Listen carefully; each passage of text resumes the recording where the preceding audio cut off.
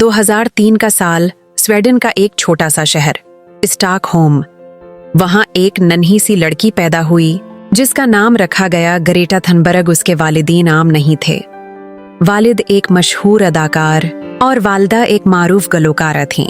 लेकिन ग्रेटा की दुनिया कुछ और थी।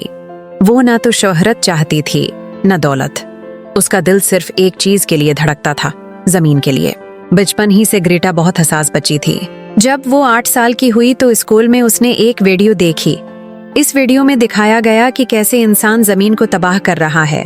फलते फूलते जंगलात जल रहे हैं, बर्फ के पहाड़ पिघल रहे हैं, जानवर अपने घर खो रहे हैं और इंसान लापरवाही से सब कुछ बर्बाद कर रहा है।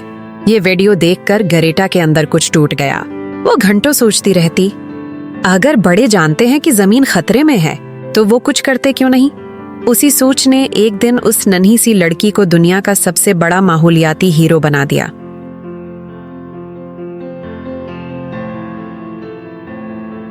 दो 2018 में जब ग्रेटा सिर्फ 15 साल की थी, उसने एक ऐसा काम किया जो तारीख में दर्ज हो गया। उसने स्कूल जाना छोड़ दिया और स्वीडिश पार्लियामेंट के सामने जाकर एक बोर्ड उठा लिया जिस पर लिखा था, माहौलियाती तब्दीली के लिए स्कूल हड़ताल। लोग हंसते थे, गुजरते हुए तंज करते थे, मगर ग्रेटा वहां रोज बैठती। बारिश में, सर्दी में, धूप में दिन गुजरते गए, लेकिन उसका अज़्म कम नहीं हुआ। फिर एक दिन सोशल मीडिया पर उसकी तस्वीर वायरल हो गई। दुनिया भर के बच्चे उसके पैगाम से मुतासिर हुए। एक हफ्ते में दर्जनों ममालिक के स्कूलों में बच्चे फ्री डेज फॉर फ्यूचर के नाम से हड़ताल करने लगे। ये एक तहरीक थी, एक नन्ही बच्ची की सच्ची आवाज जो बड़े बड़े हुक्मरानों को झंझोड़ने लगी।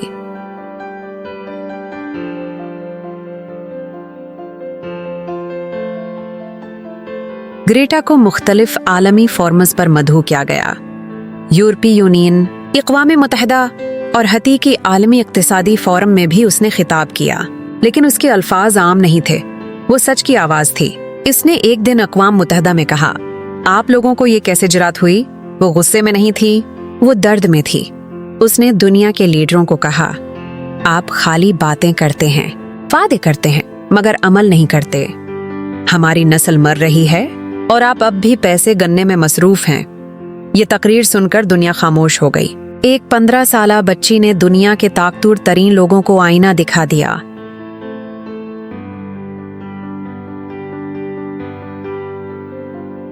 ग्रेटा की तहरीक फ्राइडेज फॉर फ्यूचर अब एक आलमी मुहिम बन चुकी है। दुनिया के 100 से ज्यादा ममालिक में लाखों नौजवान हर जुमे को सड़कों पर निकलकर जमीन के तहफ़्फ़ुज़ के लिए आवाज उठाते हैं। इस की मेहनत के नतीजे में कई ममालिक ने अपनी माहौलियाती पॉलिसियों में तब्दीलियां की।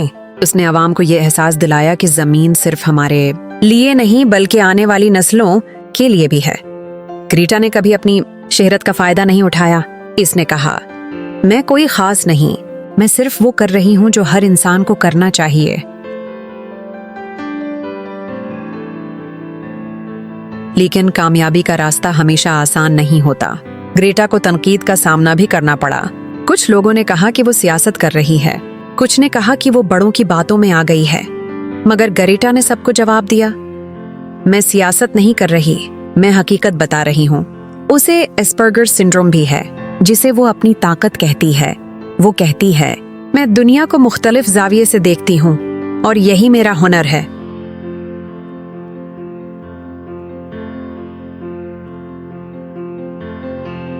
ग्रेटा को दुनिया भर में बेशुमार एजाज़ात मिले। टाइम मैगजीन ने उसे पर्सन ऑफ द ईयर करार दिया। नोबेल अमन इनाम के लिए भी नामजद किया गया। और सबसे बढ़कर उसने दुनिया के लाखों नौजवानों को बदल दिया। आज हर स्कूल, हर मुल्क, हर बच्चा जानता है कि एक नन्ही सी लड़की ने अपनी सच्चाई से दुनिया की फजा बदल दी। ग्रेटा कहती है, हमें उम्मीद नहीं, अमल चाहिए। वक्त बहुत कम है। अगर हमने अभी कदम न उठाया तो आने वाली नस्लें हमें कभी माफ नहीं करेंगी।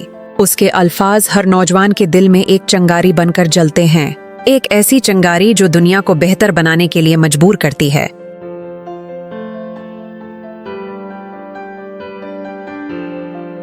ग्रेटा थनबर्ग की कहानी हमें यह सबक देती है कि उम्र नहीं, अज़्म अहम होता है। अगर नीयत साफ हो, मकसद बड़ा हो, तो एक आवाज भी दुनिया हिला सकती है। आज जब दुनिया माहौलियाती तबाही के दहाने पर खड़ी है, तो गरेटा की बातें हमें याद दिलाती हैं कि जमीन हमारी जिम्मेदारी है। ये सिर्फ एक सयारा नहीं, ये हमारा घर है, और अगर हमने उसकी हिफाजत न की तो सब कुछ खत्म हो जाएगा।